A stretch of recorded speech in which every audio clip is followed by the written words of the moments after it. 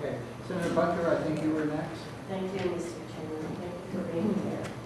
I do know that some of the, in smaller communities that are in the rural districts, some of those preschools that were out there before have closed since the preschool was offered. So my question that I wanted to ask was, do you know how many students that are of a higher socioeconomic level over the past 10 years have gone to preschool? Percentage or? I don't know that. Well, I know that nationally, about 75% of all children attend preschool or some sort of center-based care, but I don't have figures for Iowa. Certainly not broken down by income levels. I'm sorry. And I'm not sure where we would get that information. I don't have that. We don't have that I don't have information. And that's, I guess one of the questions we're dealing with is do we need to pay for these when we're already participating, already going? Because it's the state's responsibility to pay for those that are already going anyway. Right.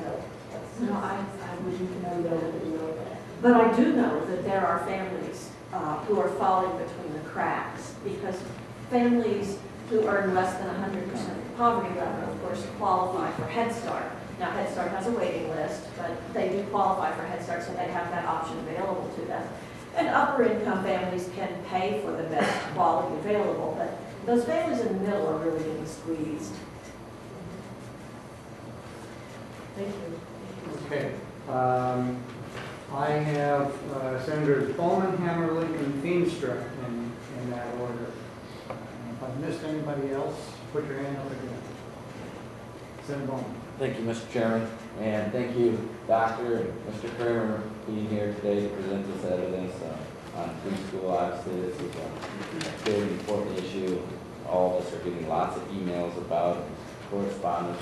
Personally, I'm not educated. My wife's an educator, so maybe I'm giving more than the rest of you. But this is important. One of the things that we talked about that's extremely important to all of us is the closing the achievement gap. And I was curious if within your studies, longitudinal studies, do we have evidence that shows that that's being maintained past third grade or to the high school level? Or, I heard you talk about prisons and, imprisonment and some of those factors, but achievement, academic achievement, do we have research that backs the fact that our investment in preschool is going to improve or increase achievement later years of school? The short answer is yes. Those 3 longitudinal studies that I told you about, the North Carolina Abecedarian Project, the Chicago Parent-Child Project, and the Highsville Perry Preschool Project, all found long-term effects for achievement in favor of the children who attended preschool. And Mr. Chairman, then what other variables are playing a role for these underachieving students that aren't getting the services? They're getting the services, but somehow still aren't fulfilling the mission. What are some of the variables that are out there that might be impeding their success? You're talking about children who did attend preschool? Right. Well, even if they still, yes. they're not 100% all achieving. Right. Well, for children, those 3 projects that I talked about were all dealing with children from low-income families, and so you can imagine the host of challenging life circumstances that children from extremely low-income families face.